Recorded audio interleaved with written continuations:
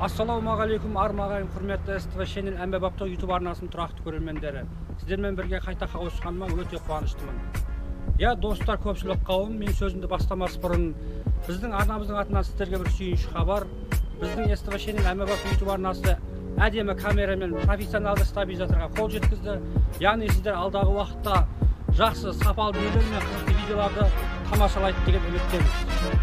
Ал ендеше біз өз жұмысымызға кірісейік. Бүгінгі тілге тиек етер бейне жұмысының басты тақырыбы ұялы телефондар мен смартфондардың адам өміріне зияны мен пайдасы жөнінде болмақ.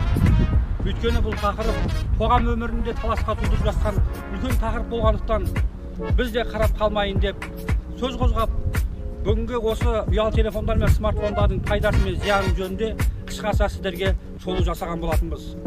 Ал ендеше бірінші мәселеде осы ұялы телефонның шығу тарихына көз жүгіртсек. Ұялы телефонның ең алғашқы тарихына үңілетін болсақ, ол былай бастау алған. Бүгінгі өмір телефонсыз елестету қиын-ақ. Телефон тарихы 19 ғасырдан бастау алады.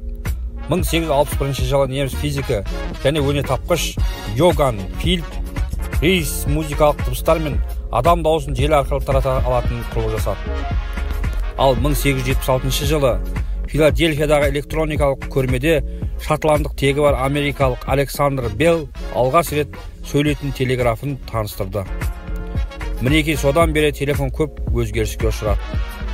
Ұялы телефон радио желі арқылы байланыс жасауға арналған құрал. 1875 жылдың 2 маусымында Бостон университетінің шешендік өнер мектебінің профессоры Грэхэм Белл ең алғаш рет байланыстырушы сымдардың көмегімен өз көмекшісінің дауысын естиді. Өнертапқыш шотландық бұл жаңалығы тарих бетінде телефон деген атпен қалады. Бір қызығы, өнертапқыштың есімі ағылшын тілінен аударғанда қоңырау деген мағына береді. Арада бір ғасырға жуық уақыт өткенде ең алғашқы ұялы телефондар пайда болды. Мінекей ұялы телефондардың да шығу тарихына қысқаша көз жүгірттік. Ұялы телефонмен қатар бүгінгі қоғамда смартфондардың да орны ерекше болып келе жатқандығы бәрімізге де белгілі. Смартфондар жайлы біздер не ойлаймыз? Осы бір ұялы телефонмен жанама дамып келе жатқан технология бұл смартфондар. Жалпы смартфон дегеніміз не? Смартфон бұл коммуникациялық құрал, ақпаратқа қол жеткізу құралы, ойын-сауыққа қол жеткізу тәсілі, навигация құралдары, өмірді жазу мен бөлісу тәсілі. Адамдардың өмірін байыту үшін смартфондардың әлеуеті шексіз. Ал енді ұялы телефон смартфондармен біте қайнасып келе жатқан әлеуметтік желідегі адам санасына зиянда түрлі сайттар мен түрлі бағдарламалар қоғам өмірінде өз орнын алып өршіп тұрғандығы баршамызға аян. Осы жөнінде, осы тақырып жөнінде халық арасындағы қала тұрғындарынан телефондардың, ұялы телефондардың және смартфондардың адам өміріне пайдасы мен зияны жөнінде сұхбат алған болатынбыз. Халық не дейді? Өздерінен сұрап көрейік. Ұялы телефонның пайдасы, бір пайдасын айтайын. Баяғыда біз бала кезімізде не көп болады еді, кухняда жүретін не бар ғой? Таракан. Қазір осының пайдасы таракан жоғалып кетті. Енді зиянын айтсам, жастар бұзылған рәс қой. Ішінде не бір мобильный данныйдан не бір нәрселер тартып алады. Ұятсыз нәрселерді көреді. Бұзылмағанда не болады жастар? Баяғыда біз қыздардың қолын бетіп ұстасақ ұялатындық. Не айтатыны бар? Ұялы телефонды постоянно қолдана беруге болмайды. Көзге де зиян, денсаулыққа. Оны пайдасы бар жерде бар, зияны көптеу бірақ. Сол зияны жақтан айтып өтсін. Зияны жақтар жаңағы не ғой? Көз денсаулыққа. Көзді құртады ғой, балалардың. Миын улайды. Оның ішінде әлеуметтік желілер бар, түрлі бағдарламалар бар, сайттар бар. Олардың бәрі өте нашар. Қазір ұят деген нәрсе жоқ па жастар? Осы қазір жастар көп негіз.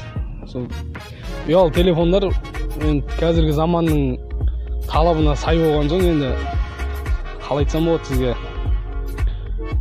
Зияны да, пайдасы да. Зиян жағы да бар, пайдасы да бар да телефонның, ұялы телефонның. Қайтайыңыз. Қазіргі ұялы телефондар адамның миларын улап атыр. TikTok дегендер ошым адамдар бұзып атыр. Ұялы телефон дегендер күйеуі барлар, әйелі барлар бір-бірімен сөйлесіп жүр.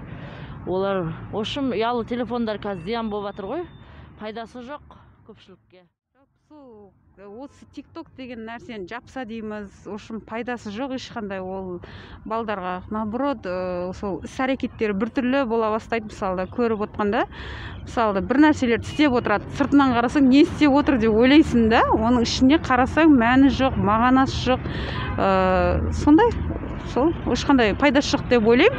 Тағы да енді басқа мысалы сабақтарда өтіп жатыр ғой қазір соткамен, мысалы да азаннан кешке дейін почти что сотка десек те болады да. Сол уақытпен, белгілі уақытпен жарым сағат па, ары кетсе 1 сағат па сабақтарын оқып, керек жерлеріне хабарласатын жерлеріне хабарласып, басқа уақытта демалдыру керек бала деген. Әйтпесе ол сана сезіміне зияны көп. Рахмет сізге. Әлбетте бұл заманда жетілдірілген технологиясы елестету мүмкін емес. Қоғамның қай саласын алсаңыздар да ұялы телефондар мен смартфондар өте қажет. Бұл құрылғы арқылы алысты жақындатып, алыстан хабар алғызып, ұялы телефон арқылы бейне және фотоға түсіп, жақындарыңмен жақсы араласуға үлес қосатын бір құрылғылардың бірі. Бұны ұялы телефон мен смартфондардың пайдасы жағын бәріміз айтпасақ та білеміз.